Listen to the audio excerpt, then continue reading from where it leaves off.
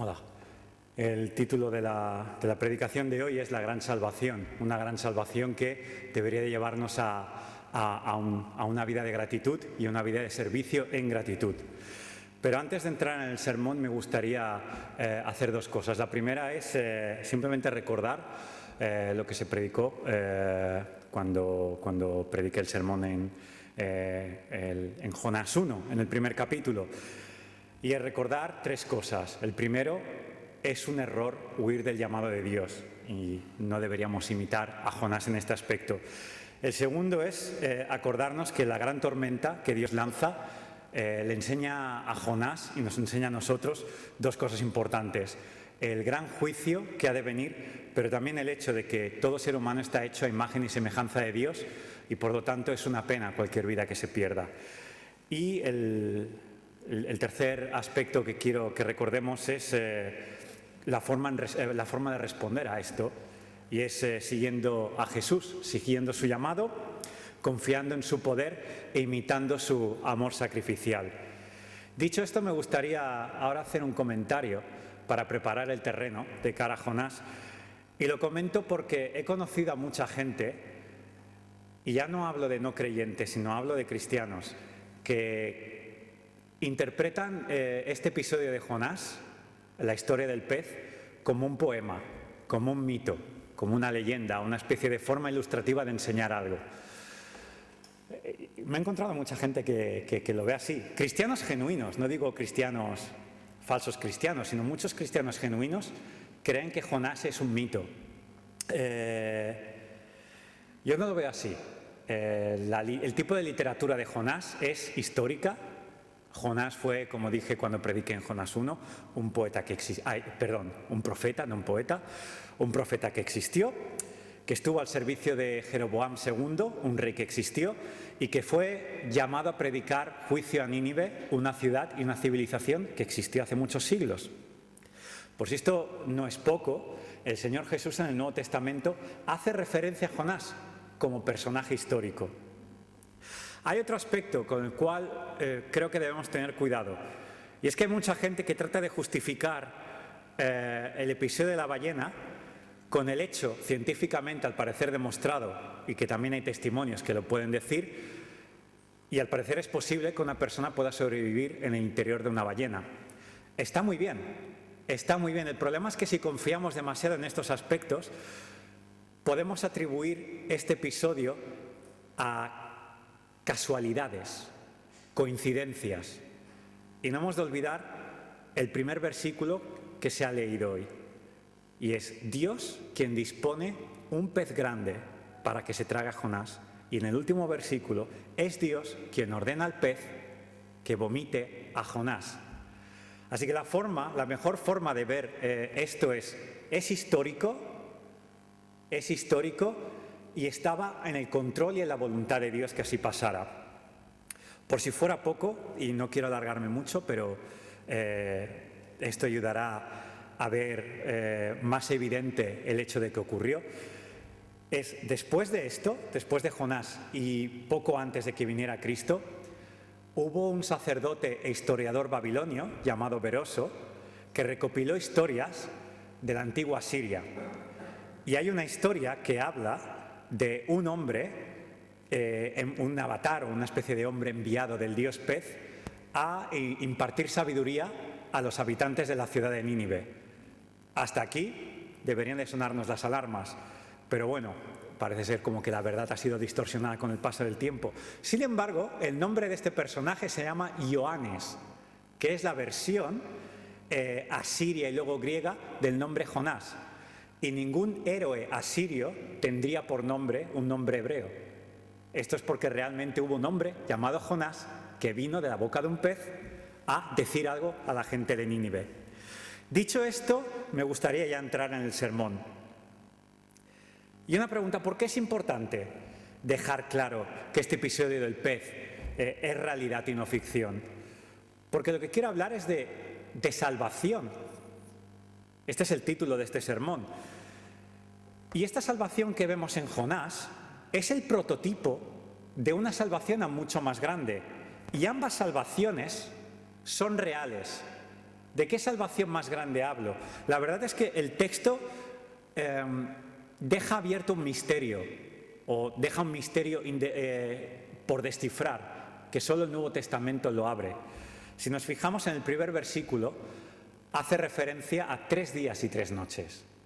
Esto es un número que se repite muchas veces en la Biblia. Y cuando leemos esto, es como una especie de caja cerrada con un candado. Y cuando nosotros vemos una caja cerrada con un candado o una puerta con la llave echada, lo primero que nos suena es, tiene que haber una llave que abra esto.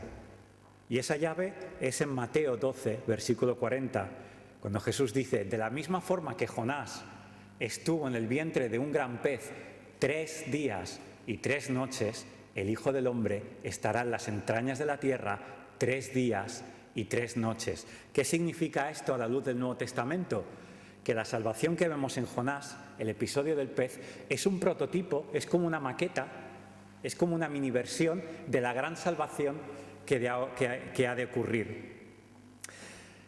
Y si esta auténtica salvación en Jonás 2 inspiró al profeta a servir en gratitud al Señor, ¿cuánto más una salvación que es mucho más grande? Una salvación mucho más grande debería movernos a servir al Señor con mucha más gratitud y mucho más amor. Para ello es bueno comparar las dos salvaciones, el prototipo, Jonás 2, y la cruz, que es a lo que hace referencia a Jesús, es lo que conecta a Jesús. Ambas salvaciones salvan del juicio de Dios. En el caso de Jonás, veámoslo, como ya prediqué la última vez que hice en Jonás, es Jonás quien envía la tormenta y es Jonás quien tiene que saltar al agua para que se calme la tormenta, porque es Dios quien la envía, quien la lanza, con ira. Y en el versículo 3 del texto que ha leído José Luis dice, a lo profundo me arrojaste. Jonás dice, a mí tú me arrojaste. ¿Quién es el que arroja a Jonás? Dios. Y el versículo 4 dice, he sido expulsado de tu presencia. Jonás no dice, yo me he expulsado de tu presencia, sino que tú, Dios, me has expulsado de tu presencia. De hecho, esto, teológicamente, según las enseñanzas de la Biblia, es coherente, tiene coherencia. En Génesis 3, versículo 23, la palabra de Dios dice, entonces Dios el Señor expulsó al ser humano del jardín del Edén. ¿Veis? Jonás dice, he sido expulsado de tu presencia. Y en Génesis 3, entonces Dios el Señor expulsó al ser humano del jardín del Edén. Y comparando estas salvaciones, vemos que ambas tuvieron consecuencias físicas, emocionales y espirituales. Y es por eso que tenemos que considerarlas, que estudiarlas bien, porque son reales, afectan a nuestro cuerpo, a nuestras emociones y a nuestro estado espiritual. En el caso de Jonás vemos consecuencias físicas. En el versículo 3 dice, las corrientes me envolvían, tus ondas y tus olas pasaban sobre mí.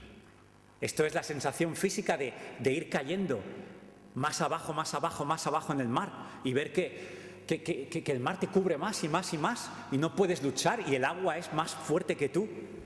Los versículos 5 y 6 dicen, las aguas me llegaban hasta el cuello, lo profundo del océano me envolvía, las algas se me enredaban en la cabeza, arrastrándome a los cimientos de las montañas, me tragó la tierra y para siempre sus cerrojos se cerraron tras de mí. ¿Qué sintió Jonás a nivel físico? Pura impotencia.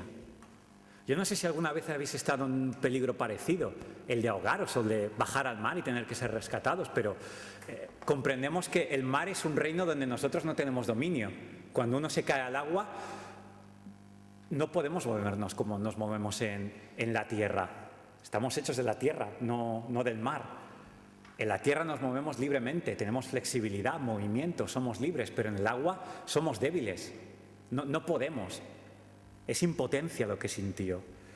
Y a nivel emocional, ¿qué dice Jonás? Dice, en mi angustia clamé al Señor. En mi angustia, sintió angustia, clamé al Señor. Desde las entrañas del sepulcro pedí auxilio. Sintió absoluta desolación. Versículo 7. Jonás dice que se le iba la vida. ¿Qué sentiríais vosotros? ¿Qué sentiríamos nosotros si por un momento viéramos que me voy a morir 5, 10 segundos, 1 minuto, no lo sé, ya está, adiós, adiós, me voy y no puedo hacer nada? Y lo peor de todo, consecuencias espirituales. Versículo 4, como he dicho antes, he sido expulsado de tu presencia. ¿Cómo volveré a contemplar tu santo templo? Esta es la peor relación que se puede perder, el peor divorcio, lo peor que uno puede sentir, lo peor que a uno le puede ocurrir, separación con Dios. De hecho, es de esta separación que ocurre la muerte física y la muerte espiritual y la muerte emocional, la muerte en todos los sentidos. Ya no hay cuerpo que valga, ya no hay emociones que valgan, ya no hay vida espiritual que valga. Todo se pierde. Cuando se pierde a Dios, todo se pierde. Y como he dicho, de la misma forma que Jonás es rescatado del tormento físico y emocional y espiritual, la salvación que tenemos en Jesús incluye todos estos aspectos, pero elevados a niveles inimaginables. Jesús sufrió en nuestro lugar lo que nosotros nos merecimos y lo que las personas que no tienen a Jesús y morirán sin Jesús sufrirán. ¿Qué sufrió Jesús a nivel físico? Derramó su sangre hasta la última gota, derramó toda su agua, toda su esencia, hasta la última gota. Eso es lo que dice el Evangelio de Juan, citando también el Antiguo Testamento. Hasta la última gota lo dio todo, ya no había más. Toda su vida se fue. Y haciendo eco de Isaías, dice que su rostro quedó desfigurado, que nadie podía reconocerlo. El cuerpo de Jesús quedó roto, ¡brum! Roto. Sintió a nivel físico lo peor. Y a nivel emocional, Jonás sintió desolación, pero ¿y Jesús? Traicionado por los religiosos de su época, los que se supone que adoraban a Dios y deberían haberle alabado y darle la bienvenida. Echar ramos de flores y alfombras. No, en vez de eso le traicionaron y hasta los suyos propios no pudieron apoyarle, no pudieron hacer nada cuando Jesús fue a la cruz. A nivel emocional, Él llevó todos los pecados de la humanidad. Desde el minuto 1 hasta que Él vuelva, todos los pecados que se han cometido los cargó Él. No es solo un concepto. Las horas en las que Jesús estuvo en la cruz, Él sintió ese peso. Él sufrió. Él se hizo maldito. Es algo que uno no puede imaginarse. Pensad en las veces que hemos sentido la culpa. Es poderosa, rompe a una persona por completo. Imaginad millones y billones de culpas en un solo ser. ¿Quién puede resistir eso? Ningún ser humano. Eso es lo que dice el Salmo 76. ¿Quién puede soportar tu ira? Nadie, excepto Jesús. La soportó al completo por nosotros. Y esto nos lleva al nivel espiritual. Como he dicho, experimentó lo que es hacerse maldito. Maldito al ser de su alma, al Padre, con quien siempre ha disfrutado desde la eternidad una perfecta relación. Ojo, aquí no estoy diciendo que la Trinidad, por un momento en la historia, entró en conflicto consigo misma y hubo una pelea entre el Padre y el Hijo. No, es muy complejo de explicar, pero en la humanidad de Jesús, Jesús sintió lo que es por un momento, sintió el peso de hacerse maldito. Por supuesto, el Padre no le odió, pero Él sintió el juicio. Por eso dijo, Dios mío, ¿por qué me has abandonado? Eso es lo que sintió. Eso lo sintió. La relación trina de las tres personas de la Trinidad nunca se ha roto. Al menos así lo veo, así lo pienso. Pero Jesús sintió eso en su humanidad, en su cuerpo. No nos lo podemos imaginar. Eso es el infierno. Esa destrucción es el infierno. Y el infierno es una eternidad así. Y en la cruz tenemos misericordia porque aparta esa inmensa ira. Y tenemos, en vez de eso, tenemos misericordia y amor y relación con Dios estrecha y para siempre. Pero sabéis, la misericordia de Dios no solo es un concepto o no solo es un hecho que ocurrió hace 2000 años y ahí se queda. Dios nos amó hace 2000 años. Hoy ya no es lo mismo. No, es lo mismo. Es lo mismo porque, ¿sabéis? En la Biblia la cruz muchas veces es comparada, es descrita como el árbol de la vida. Y es un árbol que crece constantemente y de esa misericordia brotan misericordias. La palabra dice que el que no escatimó a su Hijo unigénito no nos dará con Él todas las cosas. En Él y en ese acto de amor y de sacrificio tenemos misericordia sobre misericordia. ¿Y por qué digo esto? Porque en esta vida pasamos por dificultades que incluyen dificultades físicas, emocionales y espirituales. Podemos pasar por momentos de desempleo, podemos pasar por dificultades económicas, por depresión, por relaciones rotas, por dificultades en el trabajo, por enfermedad, cosas físicas que puedan ocurrirnos. Y es en esos momentos cuando tenemos que pensar en la gran salvación que hemos recibido, porque el Dios que no ha escatimado nada para poder salvarnos, sigue estando con nosotros en estas dificultades. Sigue estando con nosotros. Él tiene un propósito, como lo tuvo con Jonás, lo salvó para salvarle la vida, para que predicara a Nínive y también para que pudiéramos comprender un prototipo de una salvación que tenía que venir después. Y cuando algo así nos ocurre a nosotros, podemos confiar que Él está con nosotros. Por lo tanto, si hoy estás pasando por alguna dificultad, sea la que sea, a nivel físico, emocional o espiritual, o las tres, sea lo que sea, te digo, ánimo, Dios está contigo. El mismo de ayer es el mismo hoy y mañana. Y no solo eso, la forma también de afrontar estas situaciones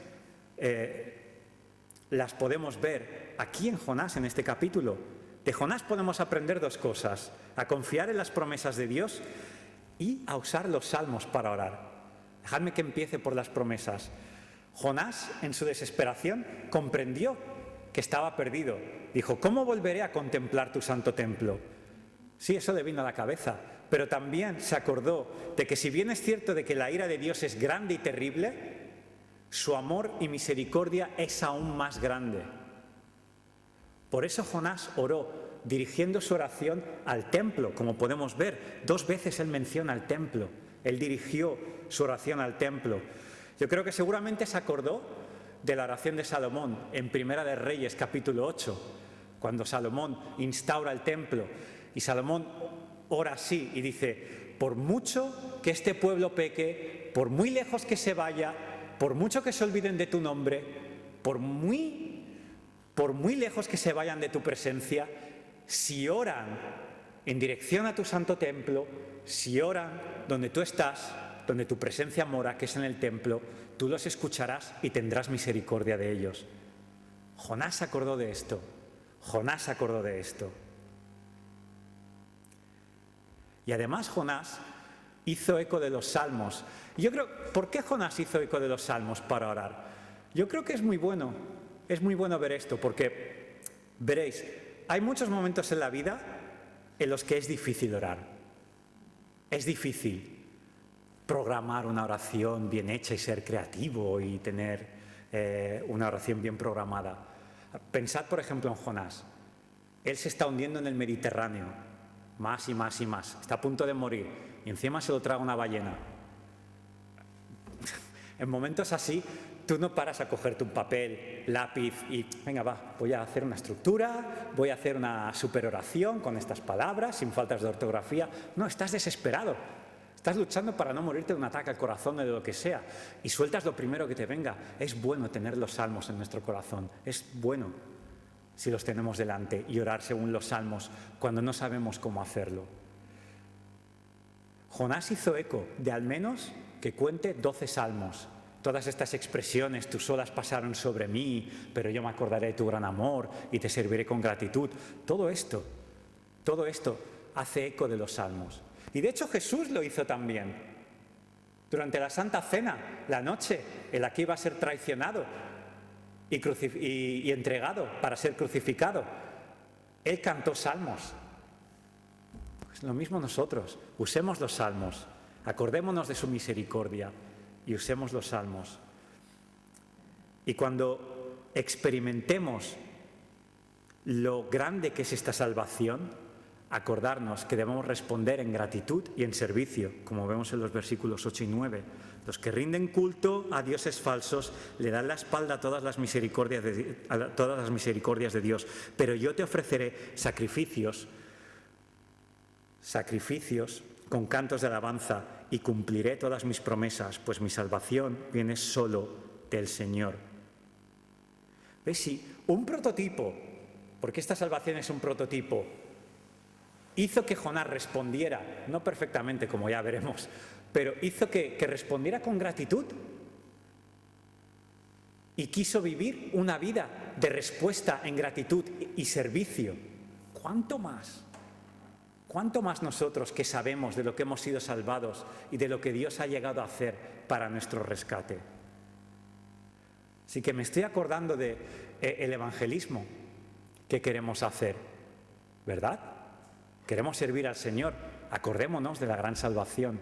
Y si estamos pasando por dificultades, acordémonos de su misericordia, usemos los salmos, pero respondamos. Tenemos todas las garantías de que podemos responder en amor y en gratitud, como Jonás lo hizo, no perfectamente, pero él lo hizo, él fue, luego veremos, y ya lo veremos la próxima vez que predique, fue a Nínive, no con un corazón perfecto, ya lo veremos, pero algo cambió. Nosotros, con más razón, debemos responder en gratitud y tener una vida de servicio al Señor. Amén.